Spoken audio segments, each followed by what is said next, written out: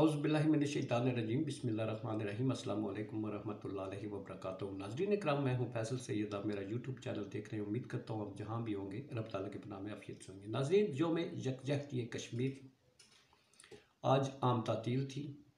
5 फरवरी हर साल तातील होती है। हमने आज अज़म किया जी, हम कश्मीरियों, हम आपके साथ खड़े हैं। हम खून का आखिरी कतरा आपके लिए बहा देंगे। कश्मीर हमारी शहरग है, वगैरह वगैरह। ये हम बरसों से सुनते आ रहे हैं। वहाँ नारा लगता रहा कश्मीर बनेगा पाकिस्तान, और यहाँ हम सुनते रहे हैं, बचपन से सुनते आ रहे हैं कि मसले कश्मीर को अक़वाम मुत्तहिदा की करारदादों के मुताबिक हल किया जाए। हम करारदादों पर जोर देते रहे और इंडिया अपना काम करता रहा, यहाँ तक कि उन्होंने कश्मीर को अपनी रियासत का हिस्सा बना लिया। वहाँ पर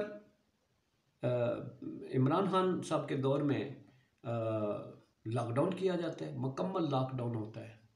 खिलाफ वर्जी करने वालों को उड़ा दिया जाता है, घर घर तलाशी ली जाती है, बेपनाह वहाँ पर जो है जुल्म व तशद्दुद किया जाता है, कत्ल किए जाते हैं, औरतों की असमत दरी की जाती है। और हम हैं कि उनके साथ खड़े हैं।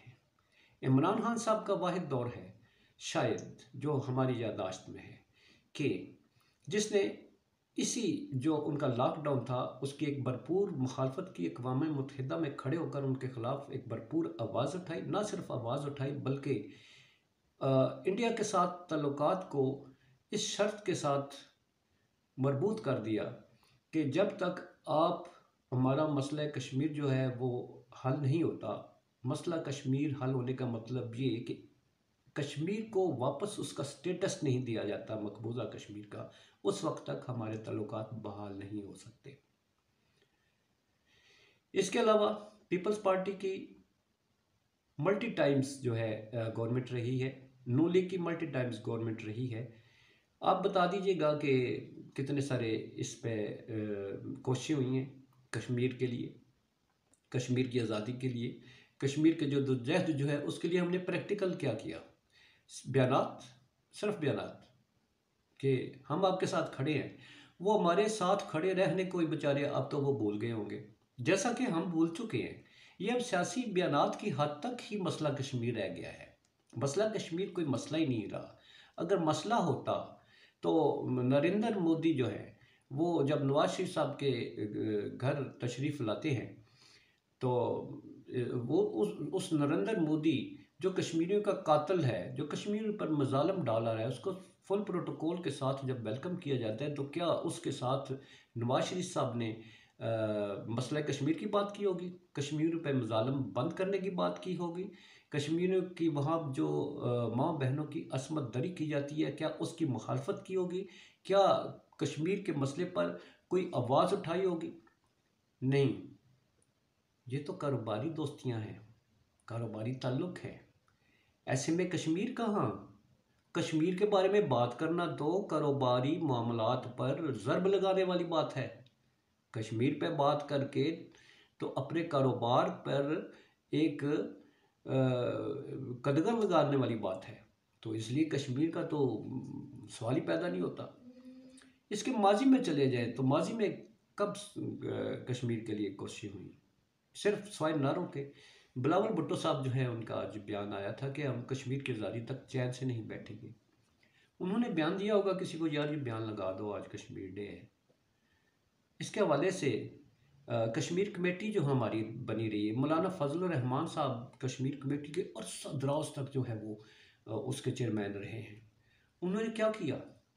कोई मुझे उनकी कोशिशें, कोई मतलब है कोई वीडियो क्लिप दिखा दे जिसमें कश्मीर की बात करें। आज देख लें, इमरान खान के दौर में देख लें, वो इमरान खान चूँकि ख़ुद आवाज़ उठाते तो उस दौर में आवाज़ उठाई जाती थी। तो अब इस दौर में कश्मीर तो मसले को नहीं है, हम अपने मसाइल में हम तो घुसे हुए हैं। अब आजकल मेरा ख्याल है कमर उस्मान कायरा साहब हैं, आज सुबह से शाम तक मैं ये न्यूज़ बुलेटिन वगैरह चेक करता रहूँ, देखता रहूँ, मुझे उनका कोई बयान नज़र नहीं आया। ان کی اتنے عرصے میں کوئی ایکٹیویٹی نظر نہیں آئی کشمیر کے حوالے سے. وہ ٹی وی پروگرام میں ضرور نظر آتے ہیں، وہ بیٹھے ہوئے ہوتے ہیں، وہ مخالفین کو لتاڑنے کے لیے بڑا اپنا جلال دکھاتے ہیں، غصہ دکھاتے ہیں، کشمیر کی بات نہیں کرتے. وہ اس میں ذکر ہوتا ہے ٹی وی پروگرام پہ کشمیر کمیٹی کی جو ہے اس حوالے سے قمر عثمان کائرہ صاحب کا تعارف کرایا جاتا ہے. ہم کشمیر کی مدد کیا کریں گے؟ ہم تو اپنے مسائل میں الجھے ہوئے ہیں. ہمارے فنانشل حالات جو ہیں وہ اس حد تک گر چکے ہیں کہ ہمارا تو اپنا وجود قائم رکھنا مشکل ہو چکا ہے. ہمارے معاشی حالات اتنے ہیں کہ ہمارے ہاں آٹا، بھوک، ننگ، افلاس، بے روزگاری وہ جو ہے وہ جنم لے چکی ہے. ہم تو کسی غریب ترین ملک سے بھی نیچے جا چکے ہیں. ہمارے ہاں جو ہے کھانے کچھ جناس نہیں ہے. ہمارے پاس باہر سے منگوانے کے لیے، امپورٹ کرنے کے لیے ہمارے پاس امپورٹ بل کلیئر کرنے کے لیے پیسے نہیں ہیں. ہمارا اپنا وجود قائم رکھنا مشکل ہو گیا ہے. تو ہم ایسے میں کشمیریوں کو کیا کہہ رہے ہیں جی ہم آپ کو آزاد کروائیں گے؟ ہم خود ان حالات میں ہیں تو ان کے ساتھ تو ہم کھڑے رہ سکتے ہیں، بیانات دے سکتے ہیں. البتہ ان کو وہ سمجھ گئے ہیں، کشمیری بھی سمجھ گئے ہیں کہ ہم کتنے ساتھ ہیں ان کے ساتھ کتنے کھڑے ہیں. ہم کھڑے ہی رہیں گے انشاءاللہ، کندھے سے کندھا ملا کے. ہمارے اللہ کرے کہ ہمارے حالات ٹھیک ہو جائیں، ہم سیاسی، معاشی اور اقتصادی لحاظ سے، دفاعی لحاظ سے اتنے مضبوط ہو جائیں کہ ہم دوسروں کی مدد کر سکیں. اب وہ دوسروں میں ہی آتے ہیں. اب یہ قصہ تو بھول ہی جائے کہ وہ ہمارا اٹوٹ انگ ہے.